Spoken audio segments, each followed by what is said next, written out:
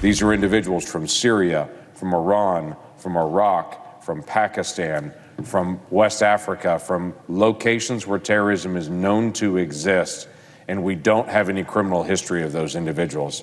If you're thinking, I'm glad we picked them up between ports of entry, well, let me finish the story for you. Most of those 70,000 special interest aliens were identified between the ports of entry and then were released into the country under Biden's policy on how he handles immigration currently.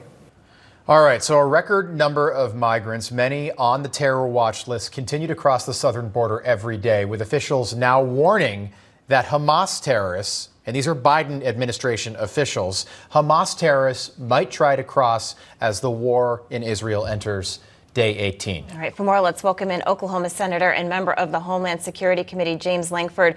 Senator, thank you so much. You're a co-founder and co-chair of the Senate Abraham Accord Caucus. I want to talk about what's happening right now. The U.S. is evacuating embassies. What message does that send? It's a message of instability in the region, obviously. We don't know what Iran is going to do as they continue to be able to stir up their proxies in Yemen and Syria and in Lebanon, and obviously what's happening with Hamas and Gaza. Iran continues to be able to just stir the pot over and over and over again and to be able to threaten Americans. This administration is given kind of a tepid red line.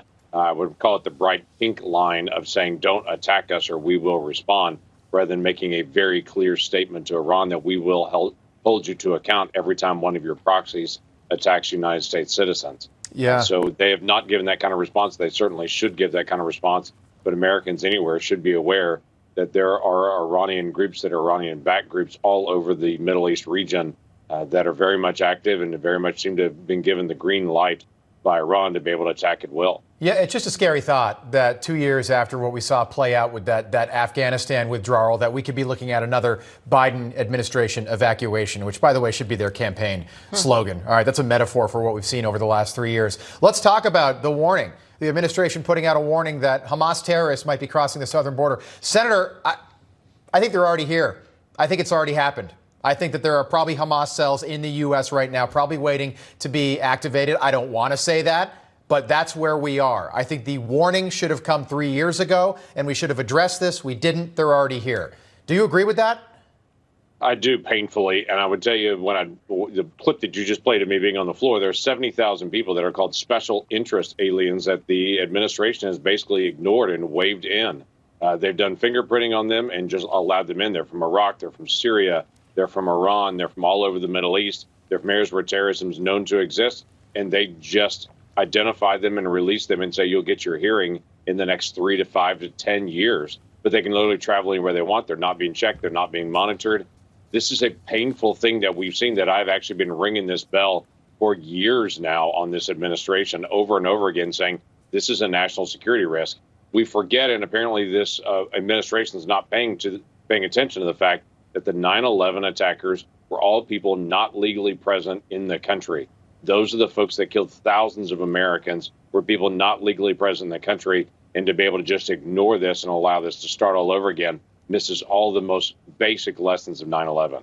Yeah. Do you think that they will continue to ignore it now that they put out, this potential warning, which, again, as Rob said, maybe too little too late? We don't know who's in this country.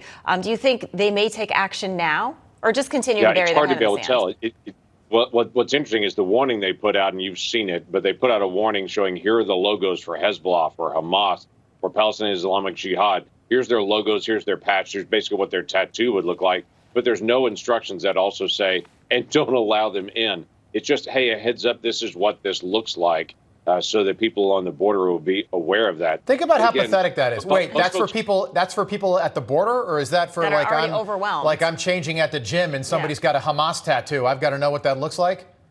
No, it's for people at the border that they actually released it out and said, as folks are coming across the border, watch for this patch. But I don't anticipate a lot of Hamas fighters are going to come across in their uniform with their patch on, coming across into to be able to attack America. Generally speaking, that's the case. Yes, they don't warn you. Yeah, we've seen lots of folks that have come across in camo, military-age men that are slipping across. Many of them are gotaways that we couldn't get to on it. So 1.5 million of those. So we don't know what we don't know at this point. Yeah. But we do know it's a huge risk, and the border is very open. Senator, it feels like we're closer to 9/10 than 9/12, the day after 9/11 in this country.